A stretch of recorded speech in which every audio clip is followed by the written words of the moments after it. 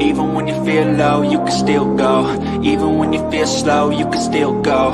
Even when there's no hope, you can still go. I never answer to no, man, I still go.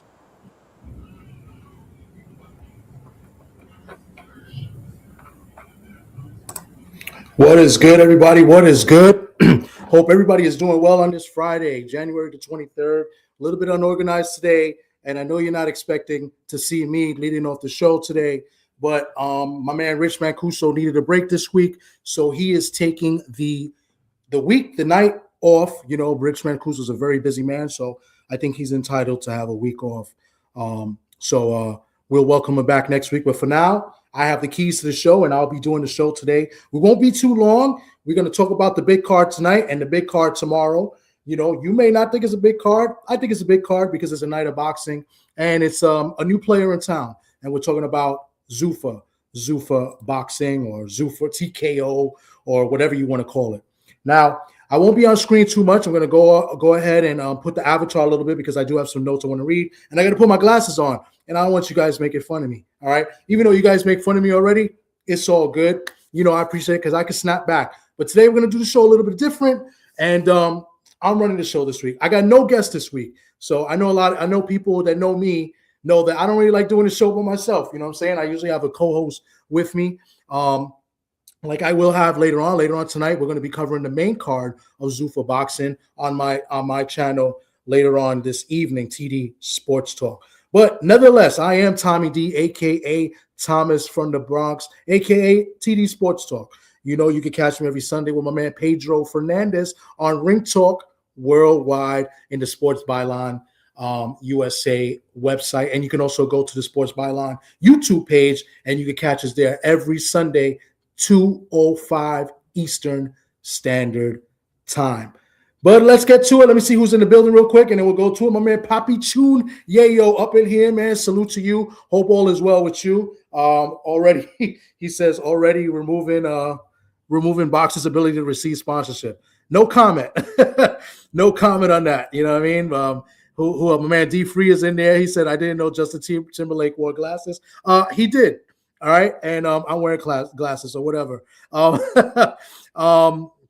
He says Dana White is a play. I am going to say anything. What's that? I don't know. And AKA, how you doing, AKA, how you doing, Paisan? Salute to everybody in the building as you come through. I'll be interacting with the chat as much as I can. Like I said, do things a little bit differently from Rich. He likes to put the comments on the screen. I'll be doing that as well, and we can interact as well. But first things first, let's get to what we're here to talk about. We're going to talk about this. Zuffa 01, kind of like UFC, right? UFC 1, UFC 2, and they got the numbers. I guess they're going to go with that as well. It's a decent card. You know, the main event of the fight is Kalen Walsh versus Carlos Ocampo, and they got a couple of decent fights. I do believe the best fight is going to be the first fight on the main card. We'll get to it in just a little bit. But first things first, the main event. Kalen Walsh versus Carlos Ocampo. Kalen Walsh, 15-0, 11 KOs. He's from Cork Island. We're taking on the former title challenger, and Carlos Ocampo, who's 38-3 with 26 KOs from Mexico. Carlos Ocampo has been around. He's been, first he was undefeated fighter at 147 a while ago and took on Errol Spence, and he was stopped in the first round. And he was also stopped in the first round at 154 versus Tim Tszyu, and he lost a unanimous decision against Fundora in a fight that he hurt Fundora a few times in that fight. So Carlos Ocampo, a worthy opponent, but every time he has stepped up in competition, he has been stopped. So Kalen Walsh, I've seen him a few times, and I've seen him in person a couple of times as well. Kalen Walsh has been over here in New York, especially during, St. Patty's weekend. And, he has a good following. I think he's got star potential. So that's just why, Zuffa is kind of leading off with him at the main event, right? Because he has that star potential. He has a good Irish backing. And he is a good fighter. He has Freddie Roach as his trainer. He has a good strength and conditioning coach as well. And I believe his name is Pedro Garcia, who's really, really good. He works with a bunch of fighters out there in California. So shout out to him. But Kalen Walsh, really good looking fighter, southpaw, now moving up. This is going to be at 160 pounds. This is going to be his first fight, I believe, at 160 at the middleweight division. You know, he was campaigning at 154. You know, one time when it was brought to my attention that he was going to come in and fight, he fought a friend of mine here in the Bronx, Ishmael Villarreal, in a fight that I thought Maella won.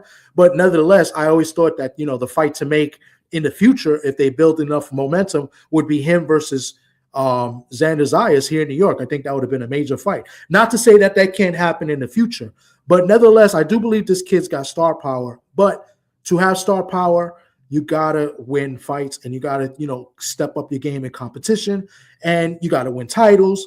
And you know, it's good to, you know, to look good, and it's good to have the following, but you know, you got to build yourself up a little bit more. I guess Zuffa is going to kind of, you know, focus on him as he's being presented as on the first main event on this Zuffa Boxing platform, right? So, nevertheless, let me make my prediction. I believe this fight doesn't last more than 4 rounds. I've got Kalen Walsh winning in stoppage by the 4th round over Carlos Ocampo. Let me take a look at the chat, see if anybody's saying anything. Walsh is going up in weight. Yeah, he's moving up to 160. He says, I didn't know your talent. Hey, Mr. Shelton, always trying to throw me off my gate, and he does a very good job at that. I'm not even going to comment. Yeah, 160 because they only have, supposedly they're going back to the old traditional 8 division weight classes. But speaking of the weight classes, speaking of Zuffa Promotions, TKO, whatever Dana White is doing, to me, it seems like they're going to be nothing more than another promotional company. Yeah, they're going to have their own title, but it seems like they're going to let fighters do what they want as far as collecting belts. We're going to talk about that later. I just want to go into the card a little bit more. Right now, I'm watching the card on mute, and my man Cashflow Diaz is fighting right now against Gutierrez in the undercard on Paramount Plus. So how you doing?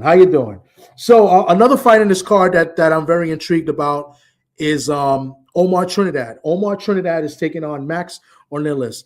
I did a video on Omar Trinidad. You can check it out. I like this kid. I think he's an old school type of fighter, throwback. He's from LA. You know, he has knockout power. He's a fighter, like a legit throwback fighter. I like him. He's ranked in the top 15 in the featherweight division, which is a loaded division, the featherweight division. He's ranked, I believe, number 15 overall. I think that's by BoxRec, if I'm not mistaken. He's 19-0-2 with 2 draws. He has 13 knockouts from LA. He had a tough fight, his last fight, and his last fight was against Lorenzo Parra. Lorenzo Parra is going to have a good fight, have a big fight coming up with Elijah Diaz. In that fight, it was a tough fight. Lorenzo Parra, a very awkward fighter. I believe Trinidad won the fight in a very close fight. I'm not saying it was any robbery, but it was scored a draw. So Trinidad looks to kind of rebound and get back on the winning track. And he's taking on Max Ornelas, who's 17-6 with 2 draws. He has 6 KOs. He's also from the California area. Notable names on his record, he's lost to Floyd Cashflow Diaz by unanimous decision, I think like 2 fights ago. So this is an intriguing fight. Omar Trinidad, another 360 Promotions guy that's signed with Zuffa Boxing, right? That's not going to be under that stable. So looking forward to them. I think he's going to be the main event on the undercard. So he might be the next fight after this Floyd Diaz fight right now. And speaking of Floyd Diaz, he's fighting right now. Floyd Cashflow Diaz. We haven't seen him in a while. We haven't seen him since since September of 2024. You know, I don't know if any of you know this.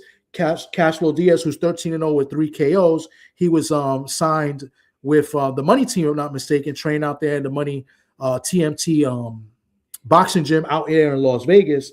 He got into some trouble back in 2025, April 2025. He was caught in driving a stolen car with possession of an illegal firearm, if I'm not mistaken. So he looks, I'm sure he's kind of settles his legal troubles in 2025, and he looks to come back and bounce back here in 2026. And right now he's fighting right now. I'm not paying too much attention to it, but he's taking on he's taking on Guillermo Gutierrez, who's 13-2 with 1 KO out of Texas. So, Castro looks to bounce back and get his career on the right path. He's had some problems. He's had the difference of trainers in the last few fights. I got to see him, I believe it was 2 years ago here in Madison Square Garden. He won a fight. I thought he dropped the guy. I thought he could have done better. I thought he could have stopped him, but he didn't. But Castro Diaz is a good talent. Once signed with the money team and Floyd Mayweather, now I guess he's going to be under the Zuffa Promotions banner. And this leads me to what I think should be the main event, which I think probably is the best fight in the card. I think you guys need to sit down and watch this fight. This is going to be an action-packed fight. Both guys bring it. Both guys are knockout artists. Both guys come to fight, and there's been a lot of trash talk leading to this fight. This is a welterweight bout where Cain Sandoval, another guy I've been talking about a lot on my channel, Cain Sandoval, 17-0, 15 knockouts. He's a knockout specialist, but fought at super lightweight, which is 140 pounds. He's stepping up in weight at welterweight to take on Julian Rodriguez. Julian Rodriguez is 24-1 with 15 KOs. That one loss has been to a few years ago to Pedraza, but last year had a big upset. Might have been one of the upsets of the year. I'm surprised it wasn't ranked, but they had he beat what's this guy's name? Avius Griffin, who was undefeated and who was supposed to be the big, he's like one of the big signings that MVP made, but Julian Rodriguez went in there, and I thought he had a fantastic second half of the fight, and he ended up stopping Griffin. So, Cain Sandoval and Julian Rodriguez both coming off 10th round knockouts, which is crazy. Both finished the fights a 10th round. Cain Sandoval didn't look as great as he normally looked in his last fight versus Gino Rodriguez. It was a tough fight, but he closed the show well and had a devastating knockout in his fight. This fight is going to be a great fight, and I can't wait for this fight. I think this fight is going to be the best fight on the card. You don't want to miss this fight. Both guys are talking trash. I didn't like the way Cain looked at the weigh-in. Julian Rodriguez looked phenomenal at the weigh-in. Cain didn't look, as good as I probably would have wanted him to, but sometimes, but looking good at weight doesn't win you fights, right? So we're going to see what happens tonight. But I don't think this fight goes 10 rounds. I really don't. I think somebody's getting stopped in this fight.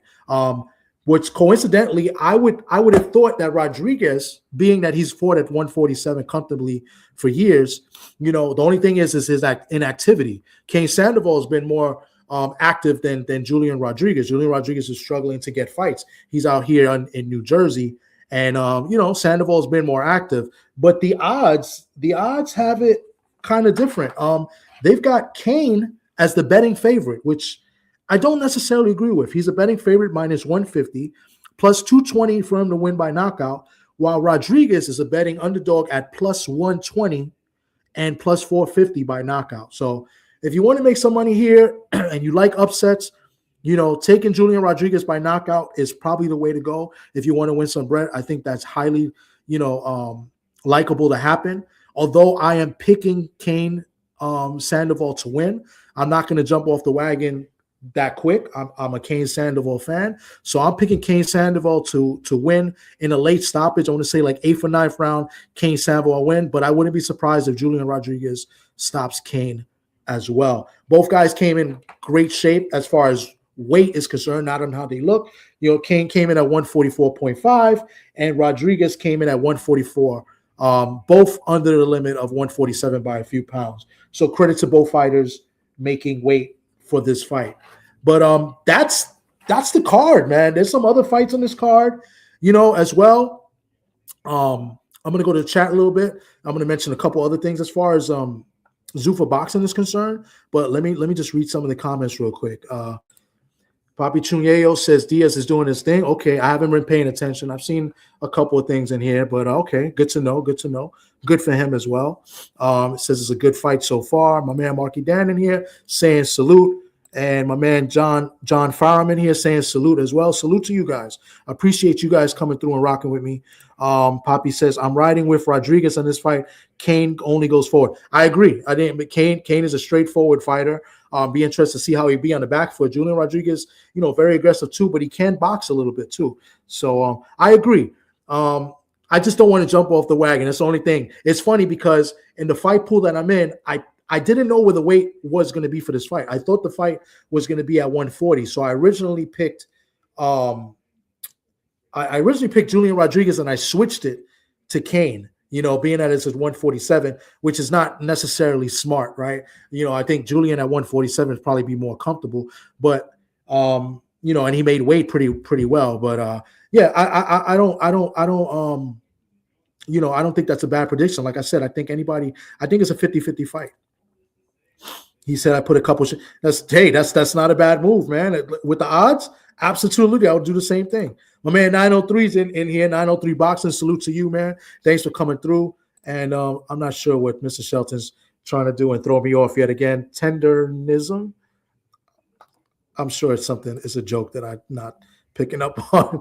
I like Sandoval. I picked him every fight except this one. Okay, I don't blame you. Sandoval's, he's an action fight. He looks good in the eyes if you like fighting, right? He's not necessarily going to outbox you. He can box a little bit, and he does set traps.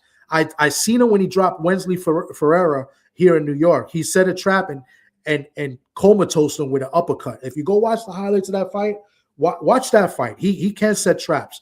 You know what I'm saying? And he has a good team around him, and he gets good work with good sparring.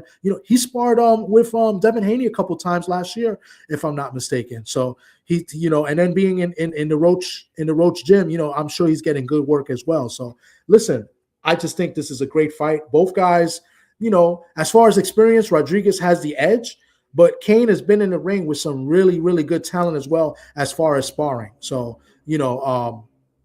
what's that term that everybody says? Iron sharpens iron. So, him working in Freddie Roach's gym, I think is a plus for him. You know what I'm saying? So, tender meat falling off the bone. Okay. I can't, man. Two Scissor, what's good with you, man? Salute. Hopefully all is well. Thanks for coming through. You guys are a trip. But another big news as far as Zuffa Boxing is concerned has been the signing of Jai Opataya. So it seems like Zuffa Boxing is just another promotional company. Forget this TKO league. Yeah, they're going to have their own belt eventually or whatever. But it just looks like they're just another promotional company where they're going to sign other fighters. They also sign Rayo, who's supposedly going to be leading their second card, I think, next month. Rayo Jose Valenzuela, who's 14-3 with nine KOs. I believe he's gonna be one of the main fights. He's going to be in one of the main fights in the second Zuffa card. So it looks like they're trying to sign other guys as well. Jai Opataya, I guess he's from Tasman Boxing Fighters. I think they're a manager and a boxing promotional company, as well as Gold Star Promotions. Apparently, Jai Opataya and his team feels like this is this signing is going to help him get the big fights to fight on bigger stages, right?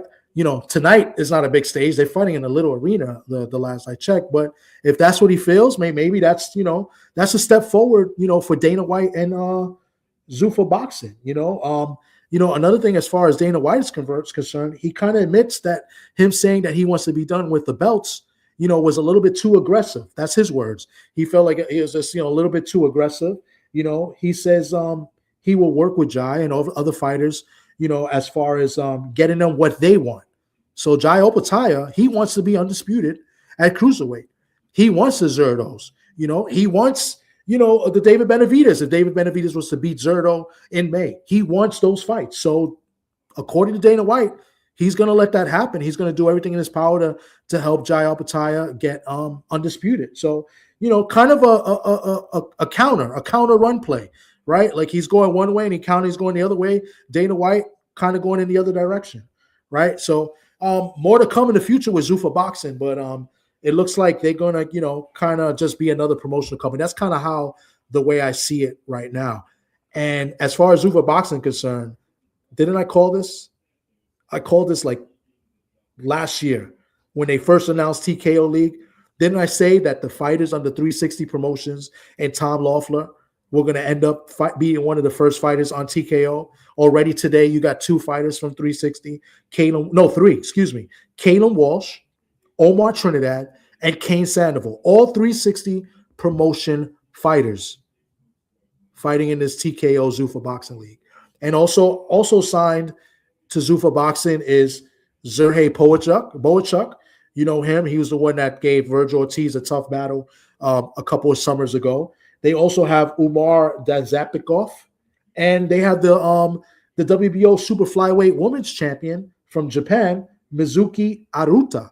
So that's a big help. You kind of knew that because a lot of the fights that 360 promotions were putting up were on the UFC Fight Pass or Fight Zone, whatever that channel was that UFC uses. And Dana White was at all those events. So you kind of figured that when Dana White was going to get involved, that Tom Loeffler would kind of fall in line. And, as I'm watching this fight here right now, Tom Loeffler's in the front row, so you can see Tom Loeffler there sitting there, watching his fighters, I guess. So, yeah, so 360 Promotions has a lot to do with Zuffa Boxing or the other way around. So, but yours truly predicted it. That's all. I just want to, go ahead and pat myself on the back. Let me see what else I see at Facts. None have got one to fight if you create a magic op. Yeah. Yes, indeed. Yes, indeed.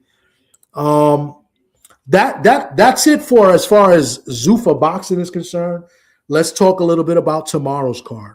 Tomorrow's card, we got a big fight, big main event. Going to be on the Zone, promoted by Matchroom and Eddie Hearn.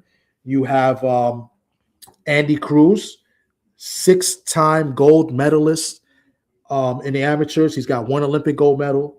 He's a 3-time world champion gold medalist and a 2-time Pan Am gold medalist. That's 6 gold medals for Andy Cruz, who has 6 professional bouts. And his 7th professional bout will be against the IBF interim champion in Raymond Muratalla, who's 23-0 with 17 KOs out of Cali. Both guys close to 30, as Andy Cruz is 30, that we know about. We know that Cuban fighters, we never know what their real ages are. Kind of an inside joke, kidding but not kidding. And then Raymond Muratalla, 29 years old.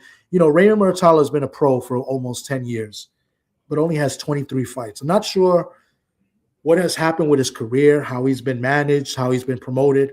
But to me, 10 years, almost 10 years of the pro and 23 fights, honestly, I don't think that's good.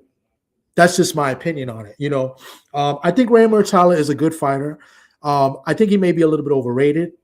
He does seem to get better with each fight, but there's some fights where he didn't look as good as he was supposed to, right? I thought he lost to Tevin Farmer a couple years ago, and he got the win against Tevin Farmer.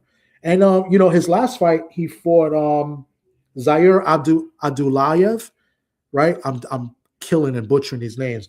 But Zaire Abdullayev, whatever his name is, he won a unanimous decision. He won almost every round in that fight.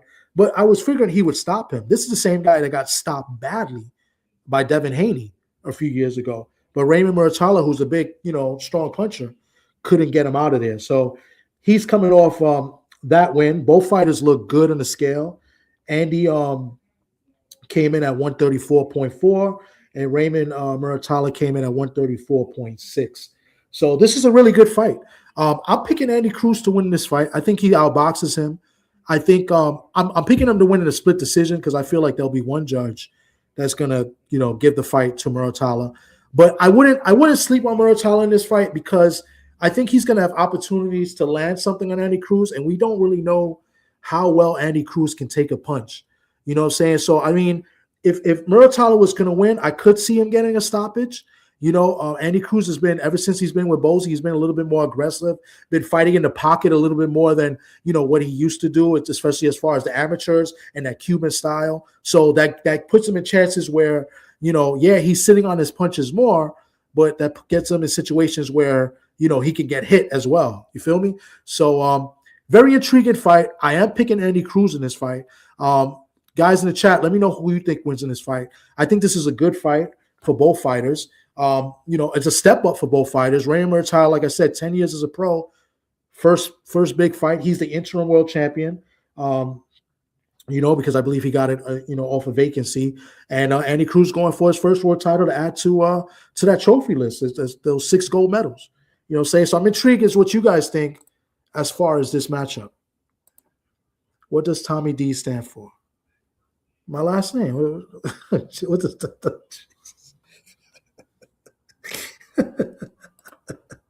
that man gonna knock it? Oh, so you got Andy Cruz by knockout? I can see that. I can see that happening too. You know what I'm saying? I mean, I never seen Muratalla really, in trouble like that. So, but it is boxing. Anything can happen. I don't necessarily, think it will happen, but anything can happen. I do think Andy Cruz is the better of the 2 fighters. So, and then Papi Chunyeyo, he's going against the grain. He says Muratalla by KO. No, I'm not mad at that. It can happen. It can happen. Not. Oh my God! I just missed the last fight, and right now Omar Trinidad's coming in. I want to see this fight. Hopefully, I catch at least the second half of the fight if it goes the distance. But not Maine. I can't say it, Shelton. Stop. I can't. Anyway, also on this card is in the undercard of this fight, we have Khalil Cole versus Jesse Hart. Very upsetting news today in the weigh-in as Khalil Cole came in overweight. Very, very unprofessional. This is a fighter that I like, a fighter that I rock with, a fighter that I met in person a few times. Very cool individual. Out here, he's out in New Jersey, but got to call it for what it is. Very unprofessional. He came in at 182.8 pounds, and the fight is set at light heavy for 175. That's almost 8 pounds over the limit. That is insane. That is very unprofessional. I'm surprised this fight is still going to go on. Jesse Hart, I guess they must have worked something out. But Jesse Hart, 31-3 with 25 KOs out of Philly. I guess they worked something out. They are going to be at this. They're going to make the fight. This fight is going to happen.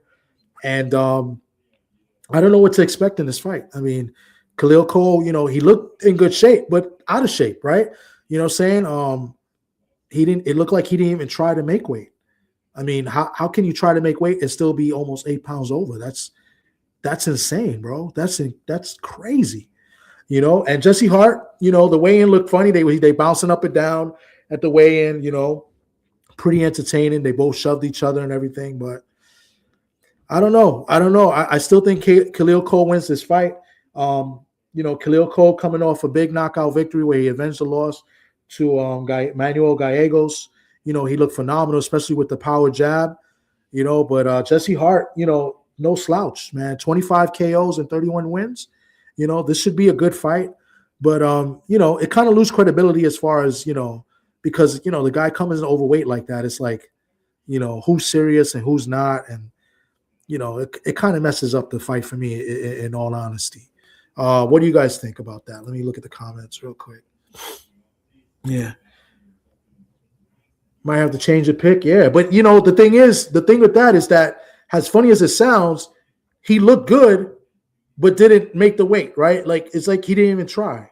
It's like he worked out and, like, trained and just, like, said, F the weight. You know what I'm saying? Like Mr. Shaw, he said, yeah, that's basically what he did. That's crazy, bro. Charlie, I agree. Charlie Burley would be both for the same night. Charlie Burley, one of the greatest fighters of all time, in my opinion. This fight was already, because Cole pulled out, because that is true as well. So I don't know what to expect. It's kind of a downer. Like I said, I like Khalil Cole. I rock with Khalil Cole. I know his former trainer, Eric Roman. He doesn't train him anymore. Like I said, I met him a couple times. Very cool, down to earth individual. But there's no coming back from this. This is bad. This is bad. 8 pounds over is a whole. It's a whole damn healthy baby. You're right. It's like you're 1,000% right. That's crazy, bro. That is crazy. Also on this card, they're going to be showcases. Israel Madrimov is back in action. He's taking on a Hammer Egger or somebody I don't know. yeah, it's not fair for me to call the guy a ham and egg, but I'm going to be honest with you, I don't really know much of his opponent. The big prospect that I like, Omari Jones, will be on the card 4-0. Omari Jones and my guy, super featherweight out of Newark, New Jersey, who trains and works with Shakur Stevenson. Zaquin Moses is going to be showcased as well. And the other card, he's 5-0, campaigning at super featherweight, excuse me. So those are good showcase fighters to go look at and watch them. Nice up and coming prospects, the future of our sport. So I really like Zaquin Moses. I think he's the goods. I think he can box and he has some pop too. So and he talks a good game too. I like it. So look out for him. And Omari Jones, I think he's an incredible talent as well. So that's your two cards. That's your card for tonight, Zuffa. And then tomorrow night we have the matchroom fight. The zone. Andy Cruz taking on Raymond Muratalla. Give me a second, guys. We're going to take a quick break, right? Because I got to do these breaks, and I don't want to be on too long because we're going to host the main event, and I do want to see some of this Omar Trinidad fight. So we're going to go to a quick commercial break, pay the bills real quick, and we'll be right back with more boxing, and we'll get into some wrestling. We got the fact of the week that I want you guys. It's an easy fact of the week. So somebody in the comments better get it right, and then we'll do a little bit of nostalgia. We'll go back in time and talk about an old fight. So we'll be right back in about 30 seconds.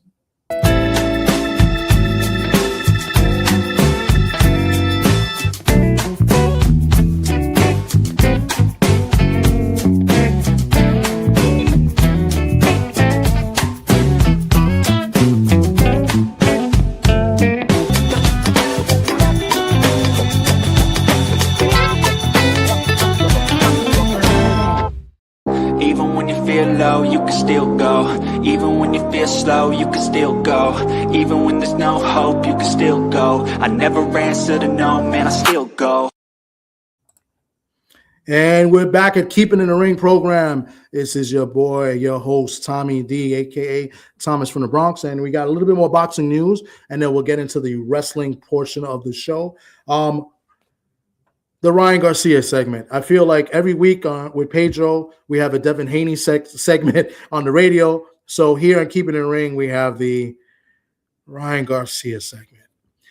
Ryan Garcia, total waste of time, in my opinion. Just not likable. I don't know if you like him. I don't. I think he's bad for boxing, and he's going to be taking on Mario Barrios. They had the press conference yesterday to announce the fighting for the 147 WBC welterweight title. Mario Barrios is the champion. Ryan Garcia getting another opportunity at a world title, an opportunity that he does not deserve. Just coming off the suspension, he went in against Rolly Romero and lost in a fight that he was picked to win, in a fight they kind of set up for him to win, to set up a future bout and a rematch with Devin the Dream Haney, and he lost. He got dropped and lost. But this clown is getting another opportunity. The WBC has ranked him number one to Mario Barrios, and he's going to get yet again another opportunity at a world title. An opportunity, yes, I said it already like 3, 4, 5 times, to fight for a world title against Mario Barrios. Yesterday, the press conference was a spit show, spit with an H, as Ryan Garcia made a fool of himself again, going and attacking Joe Goosen, who he trained him, a guy that he fired, but yet he calls Joe Goosen a traitor. And as you see here on the right side, you got the other piece of spit with an H, Oscar De La Hoya, who promotes Ryan Garcia, over here smiling and stuff. So I don't know what to expect from this fight. I'm hoping that Barrios wins. I have a feeling that Ryan Garcia will get the victory. I don't think much of Mario Barrios. I do respect Mario Barrios. He's been in there with some good fighters, even though he's lost to a couple of them, you know what I'm saying? But, so I give him credit for that. He looked bad against Pacquiao in a fight that he should have won, in my opinion. So I don't think highly of Mario. I do respect Mario Barrios, but I don't know. I don't know what to call this fight, but except a spit show. Spit with an H. I stole that from Pedro Fernandez, by the way. So, yeah, that is the Ryan Garcia portion of the show. Other big news. Deontay, the Bronze Bomber Wilder is back. He's going to be back against Derek Chisora in April. I believe it's going to be April 4th in London in the UK. Derek Chisora is going to be making his 15th pro fight. I think he's something like 36-13. Correct me if I'm wrong. I didn't write this down, but I think he's 36-13. So this would be his 50th pro fight against Deontay Wilder, which some say is a tune-up fight. I don't personally think it's a tune-up fight. People are saying that if he wins this fight, he will be getting the fight with Usyk for the world title here in the United States. Some people say it's going to be in San Francisco. Others are saying it could be in Vegas. Nevertheless, if Deontay Wilder does win this fight, I think he will get the opportunity to fight for a world title again against Usyk. Is this a tune-up? I don't think it's a tune-up. I think this is a tough fight.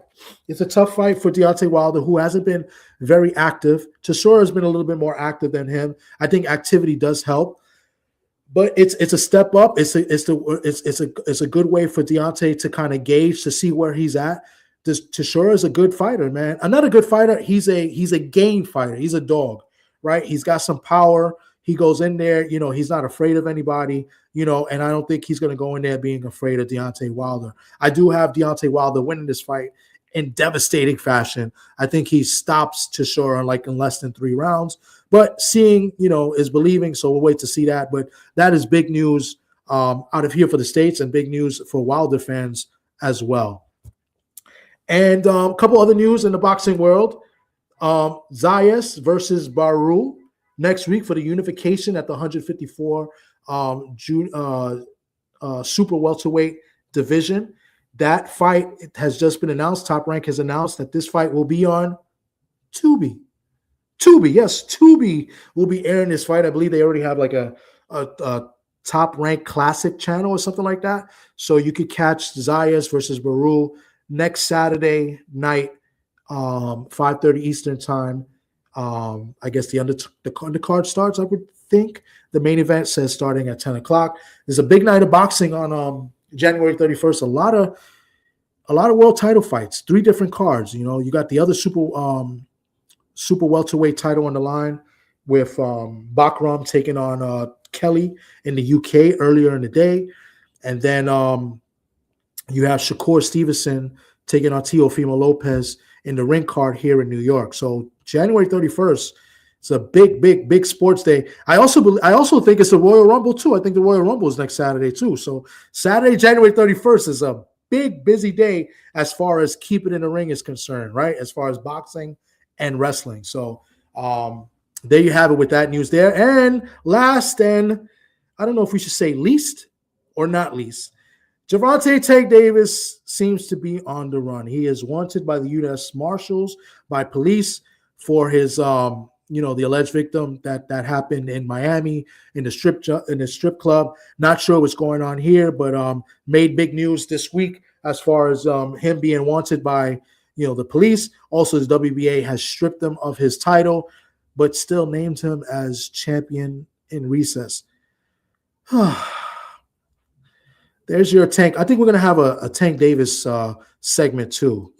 We have segments, different segments of the show, and but I don't know. I'm not sure what's going on with that.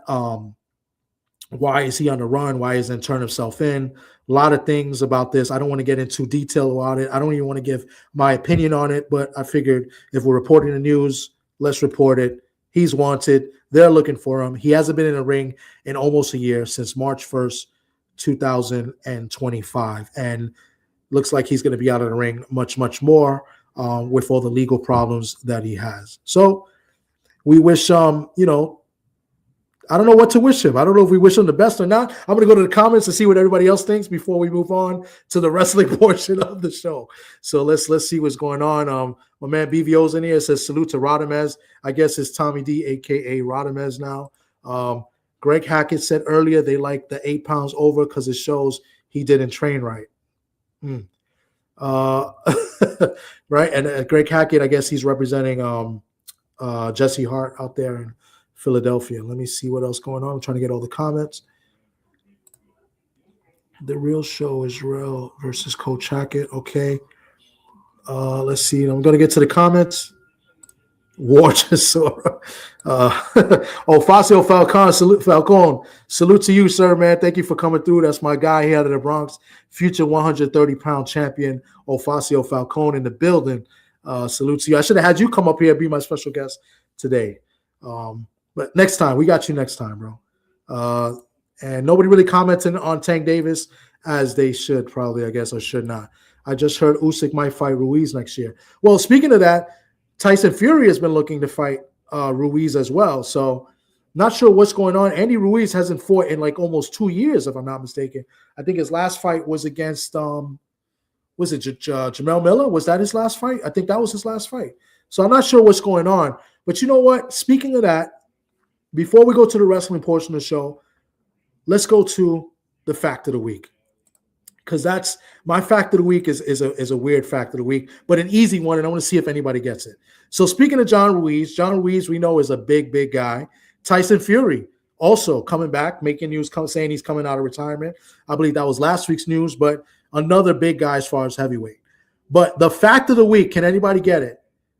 Who was the heaviest world champion known to date? Who was the heaviest world champion ever? It wasn't Andy Ruiz and it wasn't Tyson Fury. That's my fact of the week. And if you could tell me the weight and get a bonus, that would be great too. If you give me like an estimate. But the heaviest world champion ever in boxing. If anybody give me, I'll give you guys like 30 seconds. It's easy. It's easy. And don't Google it. It's pretty easy. I'll give you guys some time to come up with this, with the fact of the week.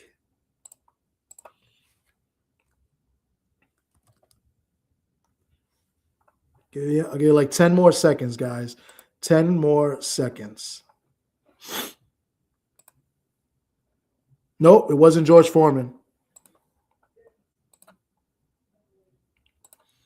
Yeah, but I need a name. Marky Dan. That's cheating. I need a name. I could say he lost his belt to David Haye, which is a fact as well. But I need a name, Marky Dan. Which you're on the right track.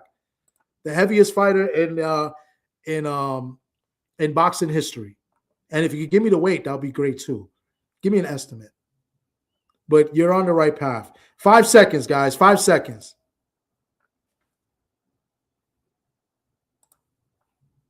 Yeah. You're right, but you guys got to give me a name. Gruliev. That's close. I'll give it to you. Nikolai Valulev. He came in at about, I think the biggest weight he came in as like 353, but in a world title fight, I think he was at about 317 pounds, which is a world record.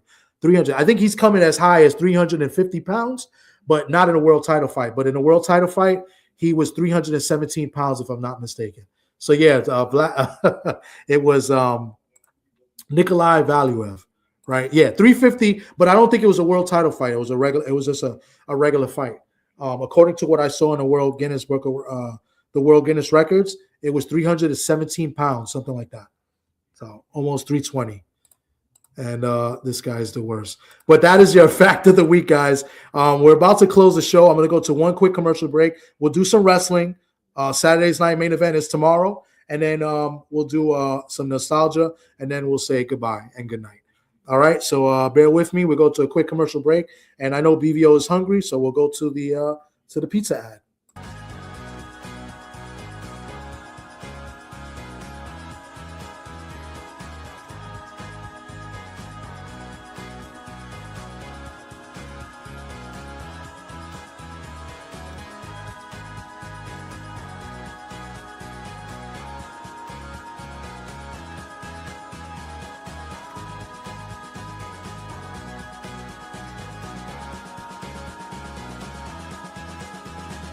Even when you feel low, you can still go. Even when you feel slow, you can still go. Even when there's no hope, you can still go. I never answer to no, man, I still go. All right, guys, we're back. We're going to close out the show. We're going to do a little bit of wrestling talk tomorrow night. You know, we're kicking off the WrestleMania season, right? It kind of kicked off in Monday Night Raw, on the first Monday Night Raw in January. But as far as the big card, Saturday's night main event tomorrow night. Um, a couple of fights on the card. One of the fights we got Cody Rhodes taking on Jacob Fatu. Jacob Fatu will be taking on Cody Rhodes in a kind of a match where Jacob Fatu kind of cost Cody Rhodes his world title. There you go, right there. Jacob Fatu main event. I expect an upset in this fight. You know, Cody Rhodes is the brand's main fighter, is the biggest, I guess, one of their biggest stars. You know, he's kind of like the baby face of the company. But I think we're going to see an upset tomorrow. I think Jacob Fatu comes back, and I think he defeats Cody Rhodes, whether it's clean or not. But I like Jacob Fatu to pull off the upset tomorrow night in Montreal. The card is in Montreal tomorrow night. You can catch it on Peacock and I believe NBC. But I like Jacob Fatu to pull the upset. Another fight in the card is the tag team titles. As far as Rhea Ripley and Io Sky, they'll be defending their tag team titles. AKA called Rio. Stupid. They'll be taking on the Judgment's Day, Liv Morgan and Roxanne Perez. I expect Team Rio, Rhea Ripley and Io Sky to come out victorious. And the main event of the card is to see who is going to be the number one contender to Drew McIntyre's title, and they'll be fighting in the Royal Rumble.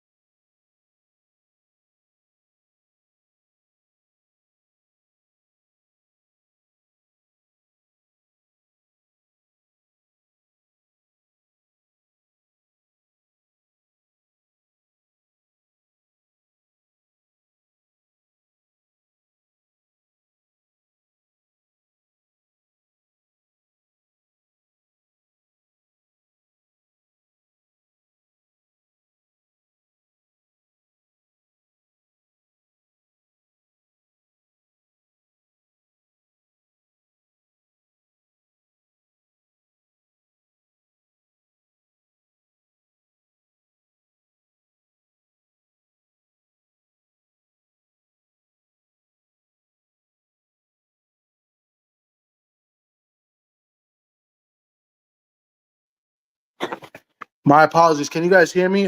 It kicked me off for whatever reason. I have this line in on my phone. I'm not sure. I'm having problems on my laptop here. It's pretty weird. I got to kind of restart the laptop, but I'm on my phone. Hopefully you guys can hear me. Let me see if I can enter again. Just bear with me. I apologize for the inconvenience. Live TV. What can I say?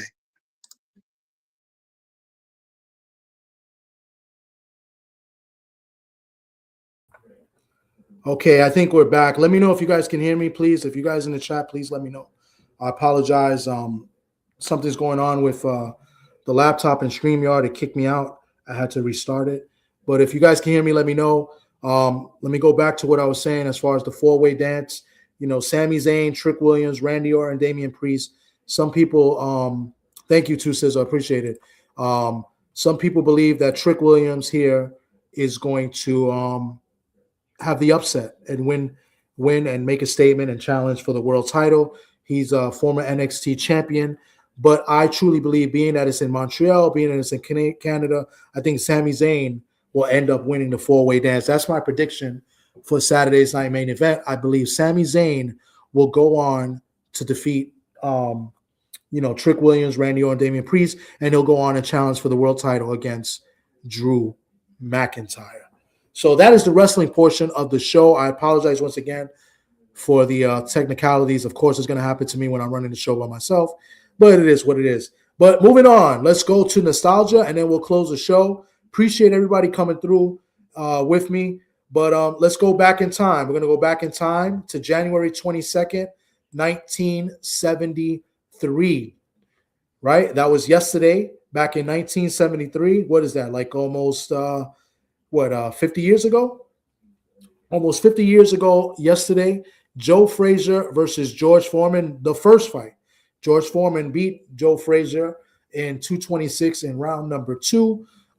Big fight. George Foreman came in at 218 pounds versus Joe Frazier at 214. Joe Frazier defending his world title to George Foreman. George Foreman becoming the new champion. This fight was in Jamaica. Referee Arthur McCanty. And the attendance for this fight was 36,000 people. The gate was a whopping $412,000.